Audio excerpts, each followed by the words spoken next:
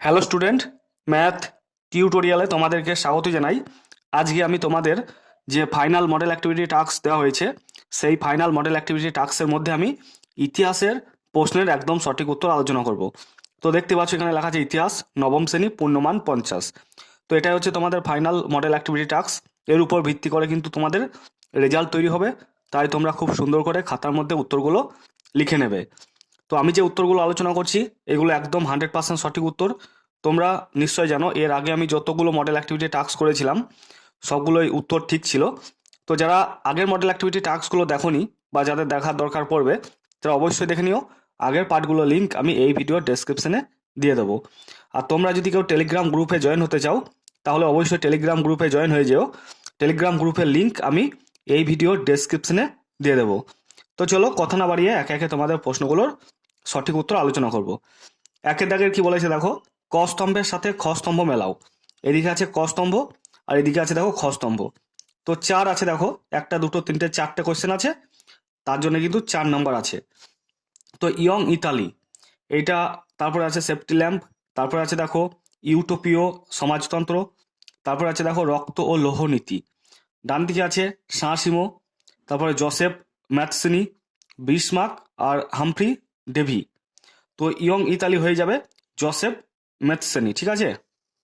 তারপরে safety lamp এটা হয়ে যাবে হামফ্রি ডেভি, মানে সেফটি ল্যাম্প আবিষ্কার করেছিলেন।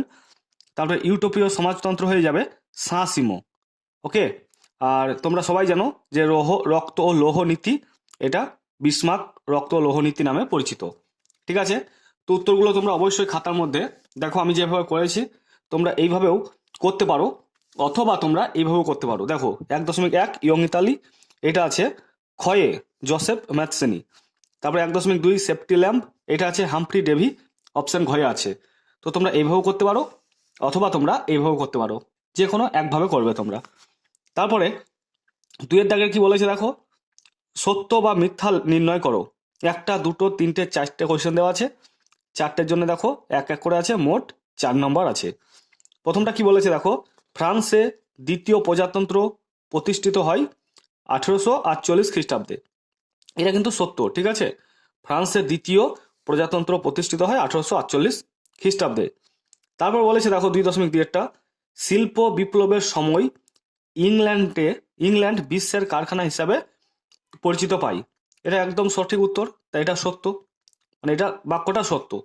তারপরে 2.3 কি বলেছে দেখো, হিটলারের ভাষায় ইতালি ছিল একটি ভৌগোলিক সংজ্ঞা মাত্র। এটা কিন্তু মিথ্যা। তারপরে 2.4 কি বলেছে দেখো, এড্রিয়ানোপলের সন্ধি স্বাক্ষরিত হয়েছিল রাশিয়া ও তুরস্কের মধ্যে। এটা তোমরা সবাই জানো, এটা সত্য। তো তোমরা খাতার মধ্যে দেখো এভাবে লিখবে যেভাবে আমি লিখেছি। পুরো বাক্যটা লিখলে তীর চিহ্ন দিয়ে সত্য, পুরো বাক্যটা লিখলে তীর চিহ্ন দিয়ে সত্য, পুরো বাক্যটা লিখলে তীর চিহ্ন দিয়ে মিথ্যা, পুরো বাক্যটা লিখলে তীর চিহ্ন দিয়ে সত্য, ঠিক আছে। এবার আমি তোমাদের তিনের দাগেরগুলো দেখাবো। তিনের দাগের কি বলেছে দেখো, 3.1 বলেছে যে ফরাসি বিপ্লবের সময় ফ্রান্সের রাজা ছিলেন চতুর্দশ লুই না পঞ্চদশ লুই না ষোড়শ লুই না নেপোলিয়ন। সঠিক উত্তর হয়ে যাবে ষোড়শ লুই, ঠিক আছে। একটা দুটো তিনটে চারটে দেওয়া আছে, তার জন্য দেখো 4 নম্বর আছে। এরপরে 3.2 কি বলেছে দেখো, কান্দিদ নামক গ্রন্থটি রচনা করেছিলেন রুসো না ভলতেয়ার না মন্তেস্কু না দিদেরো। সঠিক উত্তর হয়ে যাবে ভলতেয়ার। তারপরে 3.3 কি বলেছে দেখো, ফ্রান্সকে ভ্রান্ত অর্থনীতি জাদুঘর বলে মন্তব্য করেছিলেন নেপোলিয়ন না রোবসপিয়ার না মিরাবো না অ্যাডাম স্মিথ। সঠিক উত্তর হয়ে যাবে অ্যাডাম স্মিথ। তারপরে 3.4 কি বলেছে দেখো, 1861 খ্রিস্টাব্দে মুক্তির ঘোষণাপত্র দ্বারা ভূমিদাস প্রথা উচ্ছেদ হয়েছিল রাশিয়াতে, ঠিক আছে। তো উত্তরগুলো দেখো আমি যেভাবে করেছি তোমরা এইভাবেই করবে খাতার মধ্যে। 3.1 ফরাসি বিপ্লবের সময় ফ্রান্সের রাজা ছিলেন ষোড়শ লুই, দিয়ে তলায় দাগ দেবে। কান্দিদ নামক গ্রন্থটি রচনা করেছিলেন ভলতেয়ার, ভলতেয়ারের তলায় দাগ দেবে। ফ্রান্সকে ভ্রান্ত অর্থনীতির জাদুঘর বলে মন্তব্য করেছিলেন অ্যাডাম স্মিথ, অ্যাডাম স্মিথের তলায় দাগ দেবে, আর ডান দিকে অবশ্যই দাঁড়িয়ে দেবে। তারপরে দেখো 1861 খ্রিস্টাব্দে মুক্তির ঘোষণাপত্র দ্বারা ভূমিদাস প্রথা উচ্ছেদ হয়েছিল রাশিয়াতে, ঠিক আছে। এবার আমরা দেখে নেবো চারের দাগেগুলো কি বলেছে দেখো, দুটি বা তিনটি বাক্যে নিচের প্রশ্নগুলির উত্তর দাও। তো তো প্রত্যেকটার জন্য 2 2 করে আছে, এটার জন্য 2, এটার জন্য 2, এটার জন্য 2, এটার জন্য 2, এটার জন্য 2, এটার জন্য 2। টোটাল দেখো 5টা কোয়েশ্চেন আছে, 5 দুগুণ 10 নম্বর আছে। প্রথমটা কি বলেছে দেখো, এখানে হোস্টিটা হবে না, কারা ইন্টেন্ডেন্ট নামে পরিচিত ছিলেন। তো চলো এটা সঠিক উত্তর আমি তোমাদেরকে দেখাচ্ছি। তো এইটার জন্য তোমরা এইখান থেকে আরম্ভ করে এতটা লিখে দেবে। কি লিখবে দেখো, ফ্রান্সের অভ্যন্তরীণ প্রদেশগুলির ভারপ্রাপ্ত রাজকীয় কর আদায়কারী কর্মচারীরা ইন্টেন্ডেন্ট নামে পরিচিত ছিলেন। ক্ষমতা অপব্যবহারের করে তারা ক্রমশ অত্যাচারী ও দুর্নীতিগ্রস্ত হয়ে পড়েন। এদের অত্যাচারী নেকড়ে বলা হতো। তোমাদের 2 বা 3টে বাক্য লিখতে বলেছে, দেখো একটা বাক্য হলো আর এই একটা বাক্য হলো, 2টো বাক্য হয়ে গেল। তো আশা করছি তোমরা বুঝতে পেরেছো। এবার আমি তোমাদের দেখাবো 4.2 কি বলেছে দেখো, লিজিয়ন অব অনার কি। তো চলো এটার উত্তর আমি তোমাদেরকে দেখাচ্ছি। দেখো, লিজিয়ন অফ অনার নেপোলিয়নের সামাজিক সংস্কারের একটি উল্লেখযোগ্য দিক হলো লিজিয়ন অব অনার। বংশগত মর্যাদার পরিবর্তে প্রকৃত যোগ্যতার মর্যাদা বা সম্মান দেওয়ার জন্য 1802 সালে তিনি রাষ্ট্রীয় সম্মান প্রদানের উদ্যোগ নেন। এই সম্মানকে লিজিয়ন অব অনার বলে। ঠিক আছে, তো তোমরা উত্তরটা লিখে দাও, এটা 100% সঠিক উত্তর। তো চলো এবার আমি তোমাদের 4.3-এরটা দেখাবো। 4.3-এরটা কি বলেছে দেখো, অর্ডার্স ইন কাউন্সিল কি। তো চলো এটার উত্তর আমি তোমাদেরকে দেখাচ্ছি। দেখো, এখানে লেখা আছে অর্ডার্স ইন কাউন্সিল, এটা কিন্তু 2 নম্বরের জন্যই লেখা আছে। দেখো, নেপোলিয়নের বার্লিন ডিক্রির বিরুদ্ধে ইংল্যান্ড 1807 খ্রিস্টাব্দের 11 নভেম্বর একটি ঘোষণাপত্র জারি করে, এটি অর্ডার্স ইন কাউন্সিল নামে পরিচিত। এই ঘোষণাপত্রে বলা হয়, কোনো দেশের পণ্যবাহী জাহাজ ফ্রান্স বা তার মিত্র দেশগুলির বন্দরে প্রবেশ করতে পারবে না। এই সকল দেশের বন্দরে প্রবেশ করতে হলে ইংল্যান্ডকে শুল্ক প্রদান করতে হবে। এই ঘোষণায় আরও জানানো হয়, এটি অস্বীকার করলে ইংল্যান্ড সেই দেশের পণ্যবাহী জাহাজ বাজেয়াপ্ত করবে। তো এটা হচ্ছে অর্ডার্স ইন কাউন্সিল। 1 2 3 4 5টা বাক্য হলো, ছোট ছোট 5টা বাক্য। তো তোমরা চাইলে এই নিচের বাক্যটাকে বাদ দিতে পারো, এইখান থেকে আরম্ভ করে এতটা লিখে দিতে পারো, আবার পুরোটাও লিখে দিতে পারো, কোনো অসুবিধা কিন্তু হবে না। তো এবার আমি তোমাদের 4.4টা দেখাবো। কি বলেছে দেখো, রিসজিমেন্টো কি। তো চলো এটার উত্তর আমি তোমাদেরকে দেখাচ্ছি। দেখো উত্তরটা লিখেছি, রিসজিমেন্টো। রিসজিমেন্টো কথার অর্থ পূর্ণ জাগরণ। জাতীয়তাবাদের প্রভাবে গড়ে ওঠা আদর্শবোধ, ঐক্যবোধ, স্বদেশপ্রেমের জাগরণকে রিসজিমেন্টো বলা হয়। ইটালিতে রিসজিমেন্টোর আবির্ভাব ঘটেছিল। তো তোমরা অবশ্যই আমি যতগুলো বাক্য লিখেছি এই বাক্যগুলো তোমরা লিখে নিও। এবার আমি তোমাদের দেখাবো পরের কোয়েশ্চেনটা 4.5-এরটা কি বলেছে দেখো, ঘেট্টো কাকে বলা হতো। দেখো উত্তরটা আমি এখানে লিখেছি, ঘেট্টো কাকে বলা হতো। প্রথমে আমি হেডিং করেছি ঘেট্টো 4.5। ঘেট্টো হলো শিল্প শহরের বসতি অঞ্চল, যেখানে আর্থ সামাজিকভাবে পিছিয়ে পড়া মানুষ বসবাস করে।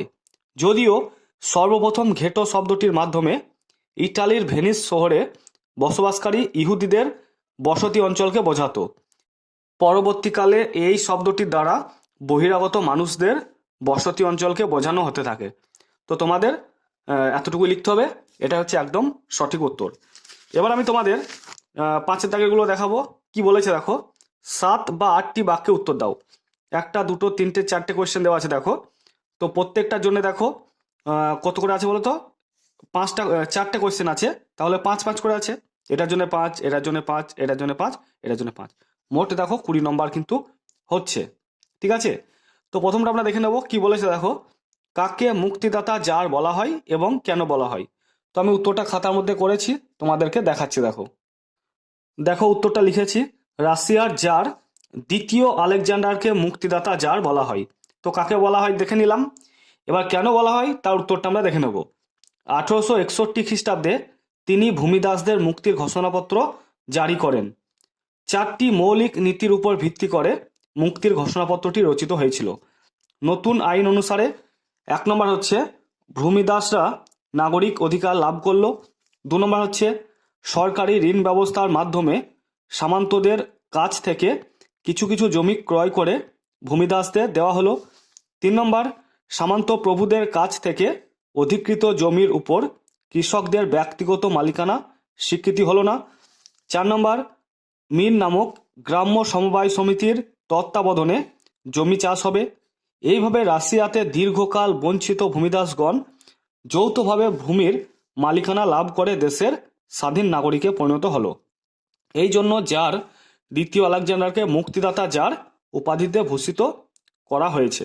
কেন সেটা বুঝতে পারছো?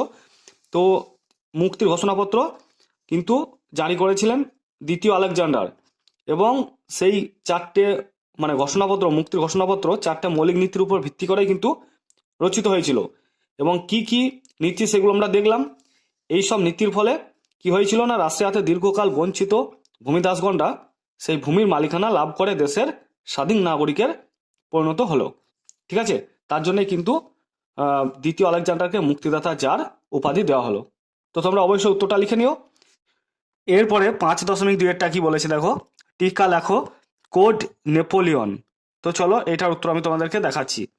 দেখো, কোড নেপোলিয়ন সম্পর্কে যেটা তোমাদেরকে লিখতে হবে, এইখান থেকে আরম্ভ করে এতটা কিন্তু লিখতে হবে। ঠিক আছে, এটা হচ্ছে টিকা। প্রথমে তোমরা শুরু করবে কোড নেপোলিয়ন দিয়ে। প্রথম কনসাল রূপে নেপোলিয়ন ফরাসি বিপ্লবের অন্যতম মূল আদর্শ সামাজিক সাম্যকে স্বীকার করে ফ্রান্সের তৎকালীন আইনগুলিকে পরিমার্জিত করার ইচ্ছায় অভিজ্ঞ আইনজ্ঞদের পরামর্শ নিয়ে একটি আইনবিধি রচনা করেন। ইতিহাসে এটি কোড নেপোলিয়ন নামে প্রসিদ্ধ। নেপোলিয়ান বলা হয় বা নেপোলিয়ন বলা হয়। এবার এই কোড নেপোলিয়নের বিষয়বস্তুটা দেখে নাও। কোড নেপোলিয়নের 3টি অংশে বিভক্ত ছিল। 1 নম্বর হচ্ছে দেখো দেওয়ানি কোড, আর ফৌজদারি কোড এবং বাণিজ্যিক কোড। এতে ধারার সংখ্যা ছিল 2287। নেপোলিয়ন বিপ্লবের সাম্যনীতিকে গ্রহণ করে দেওয়ানি আইনগুলিতে সাম্য, যোগ্যতার ভিত্তিতে চাকরিতে নিয়োগ, আইনের চোখে সকল ব্যক্তির সমান অধিকার, বিপ্লবী ভূমি ব্যবস্থা প্রবর্তন, সম্পত্তির অধিকার, সামন্ত প্রথা, সামন্ত কর ও বিশেষ অধিকার বিলোপ ইত্যাদি বিষয়গুলির উল্লেখ করেন। এছাড়া ফৌজদারি আইনবিধিকে যুক্তিবাদ এবং প্রাকৃতিক আইনের আলোকে রচনা করা হয়। তো তোমরা অবশ্যই এটুকু লিখে নেবে। এতে দেখবে তোমাদের খাতার অর্ধেক পৃষ্ঠা, অর্ধেক পেজ বা তার থেকে বেশি হয়ে যাবে। এর বাইরে যদি কারো মনে হয় যে আমাদেরকে আরও একটু বেশি লিখতে হবে, তাহলে তাদের জন্য বলবো তোমরা এই পয়েন্টটাও লিখে দিতে পারো, ইউরোপীয় রাজনীতিতে প্রভাব। ঠিক আছে, এইখানে 2-4টে বাক্য তোমরা লিখে দিতে পারো, বা এইটুকু যদি কেউ নাও লেখে তাহলেও কোনো অসুবিধা হবে না। এইখান থেকে এতটা লিখলেও যথেষ্ট। এইখানে কোড নেপোলিয়ন সম্পর্কে অনেক কিছুই বলা আছে। ঠিক আছে, তো চলো এবার আমরা পরের প্রশ্নটা দেখে নেব। তার পরের প্রশ্নটা কি বলেছে দেখো, হিটলারের উত্থানের পশ্চাতে কোন কারণগুলি ছিল? তো চলো এটার উত্তর আমি তোমাদেরকে দেখাচ্ছি। দেখো, এটার জন্য তোমাদেরকে এইখান থেকে আরম্ভ করে এতটার মধ্যে যে কোনো 5টা কিন্তু পয়েন্ট লিখে দিতে হবে। এখানে দেখো লেখা আছে হিটলারের উত্থানের পটভূমিকা লেখো। হয়তো আমাকে অনেকে প্রশ্ন করতে পারো যে প্রশ্নের মধ্যে এখানে হিটলারের উত্থানের পশ্চাতে কোন কারণগুলি ছিল সেটা দেওয়া আছে, আর আপনি তো পটভূমিকা লেখো সেটা আলোচনা করছেন। এই প্রশ্নটা দেখো, ইটালিতে মুসোলিনির উত্থানের পটভূমি ব্যাখ্যা করো। অথবা দিয়ে আছে দেখো ইটালিতে ফ্যাসিবাদের উত্থানের কারণগুলি লেখো। তাহলে বুঝতে পারছো, পটভূমিটা ব্যাখ্যা করো। এখানেই দেখো কারণগুলি দেওয়া আছে। ক্লিয়ার? তো তোমরা এখানে যে পয়েন্টটা আছে দেখো, হিটলারের উত্থানের পশ্চাতে কোন কারণগুলি ছিল, তোমরা 1 নম্বর দিয়ে লিখবে ভাইমার প্রজাতন্ত্রের ব্যর্থতা। ভাইমার প্রজাতন্ত্র বিভিন্ন সমস্যায় জর্জরিত ছিল। ভার্সাই সন্ধির অপমানজনক সত্যগুলি মেনে নেওয়ার ফলে এই প্রজাতন্ত্রের জনপ্রিয়তা দারুণভাবে হ্রাস পায়। 2 নম্বর দিয়ে লিখবে আর্থিক সংকট। প্রথম বিশ্বযুদ্ধে বিধ্বস্ত জার্মানি আর্থিক দিক থেকে দুর্বল হয়ে পড়ে। মুদ্রাস্ফীতি ও নিত্য প্রয়োজনীয় জিনিসপত্রের দাম বৃদ্ধিতে জার্মানবাসীর আর্থিক জীবন একেবারে ভেঙে পড়ে। 2 নম্বর দিয়ে লিখবে রাজনৈতিক অস্থিরতা। ভাইমার প্রজাতন্ত্রে রাজনৈতিক অস্থিরতার জন্য কোনো একটি বিশেষ রাজনৈতিক দলের ক্ষমতা স্থায়ী হয়নি। 1919 থেকে 1928 খ্রিস্টাব্দের মধ্যে জার্মানিতে মোট 15টি মন্ত্রিসভা ক্ষমতায় আসে। এই সংকটের সুযোগ নেয় হিটলার ও তার নাৎসি দল। 4 নম্বর দিয়ে লিখবে কমিউনিস্ট ভীতি। কমিউনিস্টদের প্রভাব থেকে বাঁচার জন্য শিল্পপতি থেকে সাধারণ মানুষ সকলেই নাৎসিবাদের সাহায্য প্রার্থনা করে, আর এই সুযোগ সম্পূর্ণভাবে নিয়েছিল হিটলার ও তার দল। তো তোমরা 4টে পয়েন্ট লিখলেও তোমাদের হবে, কারণ 4টে পয়েন্টে দেখো 8টার উপর বাক্য হয়ে গেছে। তো তোমরা এই 4টে পয়েন্ট লিখে দেবে, ঠিক আছে। এবার আমরা দেখে নেবো 5.4টা কি বলেছে দেখো, এমস টেলিগ্রাম কি। তো চলো এটার উত্তর আমি তোমাদেরকে দেখাচ্ছি।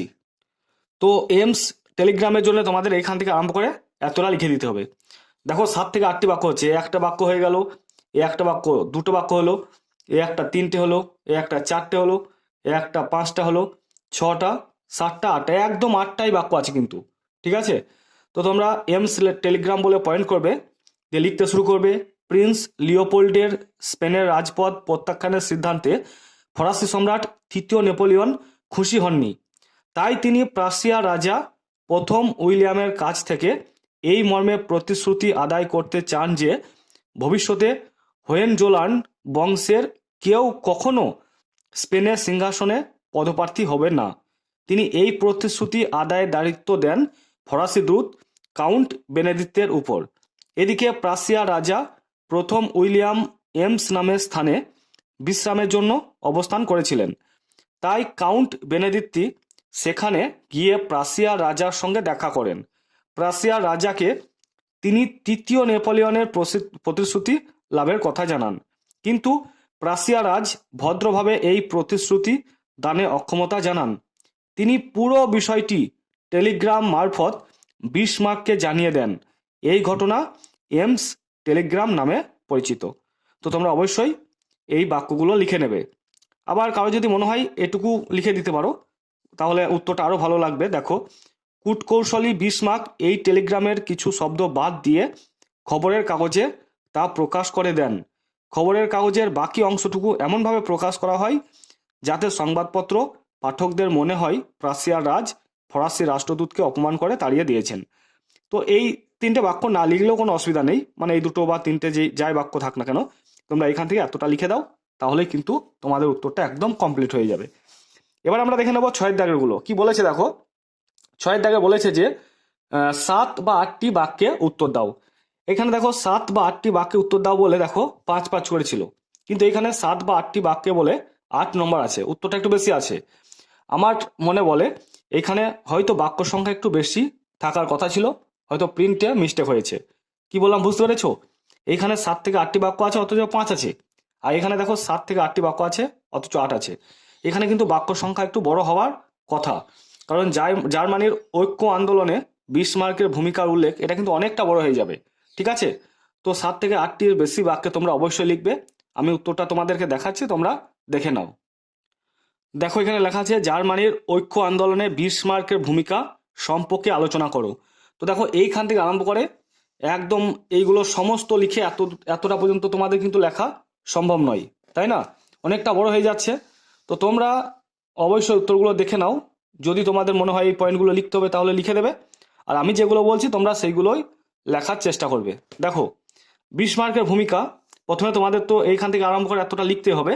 কি বলেছে দেখো, জার্মানির জাতীয়তাবাদ বিকাশে অটো ভন বিসমার্ক ছিলেন এক অন্যতম ব্যক্তিত্ব। কূটনীতির জাদুকর বিসমার্ক তার রক্ত ও লৌহনীতির প্রয়োগ ঘটিয়ে সমগ্র জার্মানিকে ঐক্যবদ্ধ করেন। 1862 খ্রিস্টাব্দে জার্মানির এক বিশেষ পরিস্থিতিতে বিসমার্ক প্রাশিয়ার প্রধানমন্ত্রী হন এবং 3টি যুদ্ধের মাধ্যমে জার্মানিকে ঐক্যবদ্ধ করেন। এই 3টি যুদ্ধ কি কি? একটা হচ্ছে দেখো ডেনমার্কের সঙ্গে যুদ্ধ, 2 নম্বর হচ্ছে দেখো অস্ট্রো প্রাশিয়া যুদ্ধ যেটাকে স্যাডোয়া যুদ্ধ বলে, আর একটা দেখো ফ্রাঙ্কো প্রাশীয় যুদ্ধ যেটাকে সেডানের যুদ্ধ বলে। তো এই 3টা যুদ্ধ সম্পর্কে কিন্তু তোমাদের একটু একটু করে লিখতে হবে। তো ডেনমার্কের সঙ্গে যুদ্ধটা একটু একটু করে লিখবে। তো উত্তরটা আমি দেখাচ্ছি, তোমরা একটু জুম করে দেখে নাও বা ভিডিওটা থামিয়ে দেখে নাও। এটা অস্ট্রো প্রাশিয়া যুদ্ধ, তোমরা অবশ্যই এখান থেকে এতটা লিখবে। তারপর যুদ্ধের ফলাফলগুলো দেওয়া আছে, তো এতটা তোমাদের লেখার দরকার নেই। তারপরে দেখো ফ্রাঙ্কো প্রাশিয়া যুদ্ধ, এখান থেকে এতটা লিখবে। তারপর এগুলো লিখবে না, একদম শেষে এইখান থেকে এতটা লিখে দেবে। তাহলে কি কি লিখছো? প্রথমে এই বিসমার্কের ভূমিকাটা লিখবে, 3টে যুদ্ধের মাধ্যমে যে জার্মানিকে ঐক্যবদ্ধ করেন সেটা লিখবে, দিয়ে 1 নম্বর দিয়ে ডেনমার্কের সঙ্গে যুদ্ধ লিখবে, 2 নম্বর দিয়ে অস্ট্রো প্রাশিয়ার সঙ্গে যুদ্ধটা লিখবে, 3 নম্বর দিয়ে লিখবে ফ্রাঙ্কো প্রাশীয় যুদ্ধ, দিয়ে এইখানে এই এতটুকু লিখে দেবে। এই দেখো অনেক বড় হয়ে যাচ্ছে, ঠিক আছে। তো বন্ধুরা আশা করছি তোমরা প্রত্যেকটা প্রশ্নের একদম সঠিক উত্তর পেয়ে গেছো। তো ভিডিওটা দেখার পর যদি তোমাদের ভিডিওটা ভালো লাগে তাহলে অবশ্যই ভিডিওটাকে লাইক করো, আর চ্যানেলটাতে নতুন এসে থাকলে অবশ্যই চ্যানেলটাকে সাবস্ক্রাইব করে দিয়ে পাশে থাকা বেল আইকনটিকে ক্লিক করে রেখো। তো তোমরা সবাই ভালো থেকো, সুস্থ থেকো, থ্যাংক ইউ।